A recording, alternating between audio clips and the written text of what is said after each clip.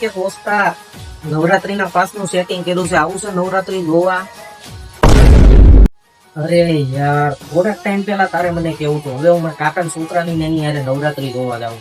હવે તું એકલો જોઈએ, બીજાને ફોન કરવો, ઓલો બીજો છે ને એને. હલો, એટલે પાસનું સેટિંગ છે, આવું છે નવરાત્રી જોવા? એટલે ના ના, એલા હું એલા મારી વાઈફ હારે જાઉં છું નવરાત્રી જોવા. તારી હારે મારે સેટિંગ ન આવે. મારી વહુને લઈ જાઉં કે તને લઈ જાઉં?